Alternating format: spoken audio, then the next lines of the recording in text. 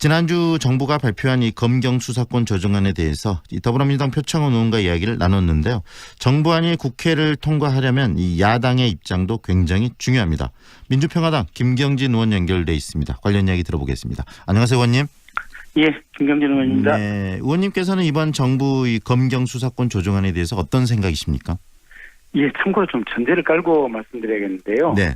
이제 제가 말씀드리는 것은 저희 민주평화당 당의 입장은 아니다라는 것이고요. 네. 이제 두 번째는 제가 전직이 검사, 부장검사를 했기 때문에 검찰 수사의 효용성에 대해서는 누구보다도 긍정적인 시각을 가지고 있습니다. 네. 그래서 이제 이런 긍정적인 시각에 전제하에서 말씀드린다라는 이 점을 이제 전제로 해서 말씀을 드렸는데, 네.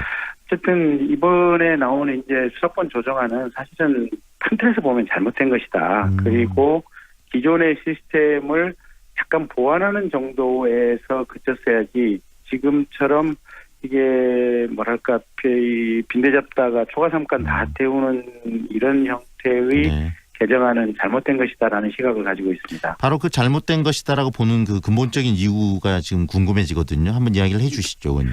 우선 이제 그 지금까지 그러니까 이제 이렇습니다. 사실은 경찰에도 부패한 경찰이 있고 검찰에도 부패한 검찰이 있습니다. 네. 그다음에 경찰에도 경찰의 수사 결론이 항상 맞냐면 그런 것은 아니고 또 검찰의 수사 결론이 항상 맞냐면 그런 것은 아니다. 그래서 이 두 가지 점은 굳이 어떤 이번 사안의 본질은 아니다라는 점을 이제 미리 전제로 말씀을 드리겠고요. 네.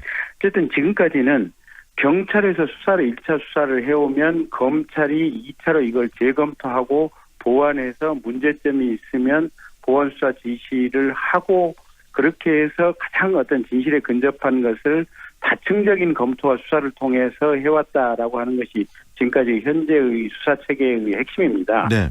그런데 지금 조정안에 따르면 이제는 대부분의 사건을 경찰에서 그냥 수사를 하고 특히 혐의가 없다고 경찰이 자체 판단하는 사건은 그냥 경찰이 자체 종결해 버릴 수 있습니다. 네. 두 번째는 경찰이 수사를 하는 그 중간에는 검사가 끼어들 수 있는 수사 지휘를 할 수 있는 여지 자체를 없애버렸습니다. 네.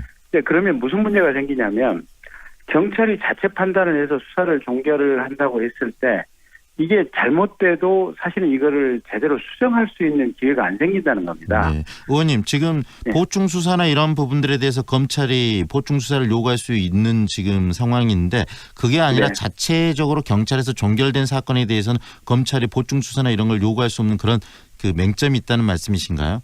예, 그렇습니다. 그래서 네. 이제 예외적으로 이제 검찰이 수사를 요구할 수 있는 상황은 있는데 그런 예외적인 경우 말고 지금은 네. 일반적이고 광범위하게 검찰이 보충 수사 이제 재수사라든지 재검토를 하는 과정이었거든요. 네. 근데 앞으로 이 개정안대로 되게 된다면 경찰이 그냥 무혐의 혐의 없다고 인정하는 사건은 그냥 대부분 자체 종결을 해버리는데 네. 근데 제일 우려가 되는 게 뭐 이런 부분들입니다. 가령 한 3, 4년 전에 지금 그 세월호 유병헌 씨 이제 그 변사체 발견하는 네. 과정이 있었지 않습니까?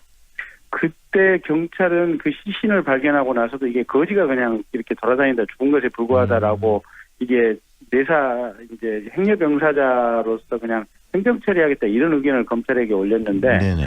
검사가 이게 유전자 감식이라도 해보고 부검이라도 좀 해봐야 되는 거 아니야? 뭔가 좀 이상하다라고 그렇게 지시를 내려서 그게 유병헌 씨 시신임을 발견을 해냈던 거거든요. 네. 근데 앞으로 개정안에 따르면 경찰이 그냥 행여병사자로 종결 처리하겠다면 그냥 그대로 종결을 해서 끝나버리는 겁니다. 네. 그래서 어떻게 보면 경찰이 잘못된 부분을 고칠 수 있는 시정의 기회 자체가 없어진다라는 것이고 네.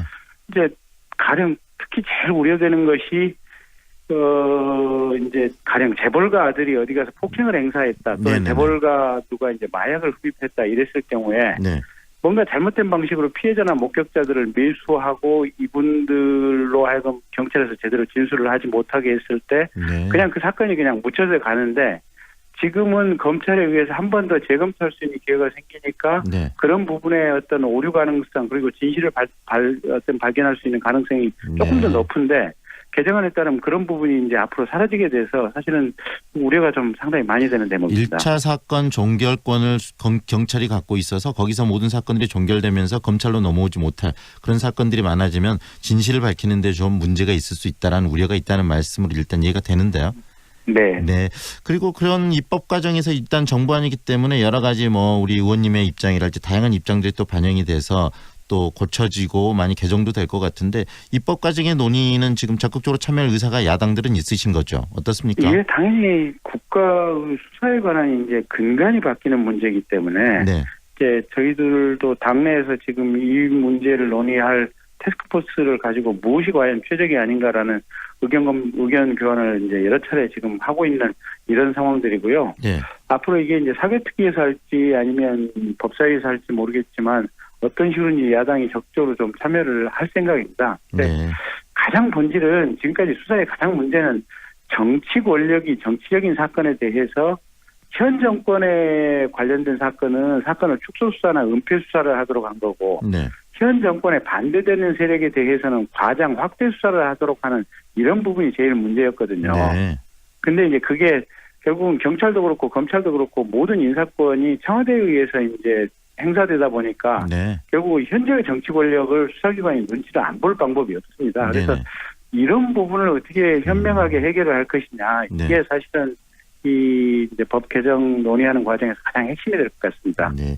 더불어서 이 자치경찰제도에 대해서도 많은 분들이 관심을 갖고 계시는데 방금 의원님께서 지적하신 그런 부분, 이 자치경찰제도를 하게 되면 결국은 자치경찰을 시장이나 지사의 관할 속에 두게 되는데 그렇다면은 이 지방 권력에 너무 밀착돼서 실질적으로 이 좀 객관적인 수사하는데 문제가 있지 않느냐라는 자치경찰제도에 대한 부정적인 입장도 나오던데 의원님 생각은 어떠신가요? 자치경찰제도. 예, 저도 그런 우려가 좀 일부 있습니다. 그러니까 지금은 이제 지난번에 우병우 수석 정명단에서 봤듯이 청와대가 이제 검찰 경찰권을 장악하고 있으니까 청와대 민정수석에 의한 수사권 농락의 우려가 있었는데 이제 자치경찰에 대한 인사권을 시장이나 도지사가 갖게 되면 그러면 인사권자인 시장이나 도지사가 이렇게 수사해 저렇게 수사해라고 하는 요구를 했을 때 네. 과연 이 사람들이 그러면 정말 거기에 이렇게 독립적으로 수사를 할 수 있을지에 대한 우려는 분명히 있는 부분들이거든요. 네. 그래서 그 부분을 해결할 수 있는 어떤 제도 틀을 마련하는 것이 이 자치경찰제도 도입의 이제 가장 핵심인 것 같고요. 네. 다만 이제 경찰 기능이 수사 기능과 행정 기능 이 두 가지가 나눠져 있습니다. 네. 그래서 방범 단속이라든지 아니면 순찰 기능이라든지 이런 부분은 행정 기능이고 수사와 관련된 부분, 이제 범죄 조사와 관련된 부분은 수사 기능이거든요. 그래서 네.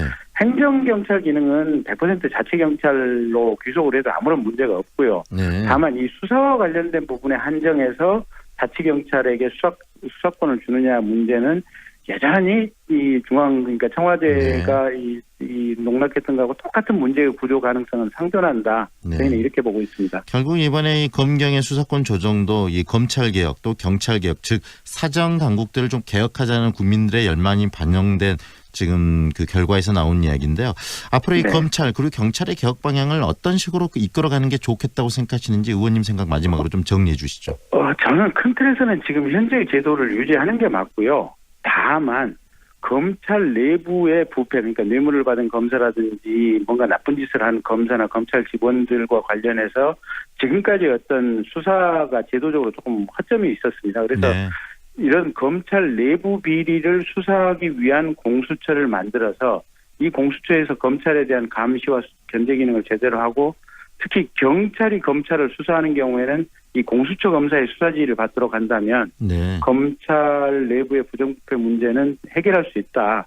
그러면서도 기존 제도를 큰 틀에서 유지하기 때문에 검찰이 경찰의 어떤 수사의 오류 가능성에 대해서 다시 철저하게 재심사하고 한 번 더 살펴보는 이런 기존 제도를 가지고 가는 것이 큰 틀에서 바람직하다 저는 이렇게 보고 있습니다. 네. 앞으로 이 입법 과정 즉 국회에서 굉장히 좀 치열한 논의들이 많이 있을 것 같네요.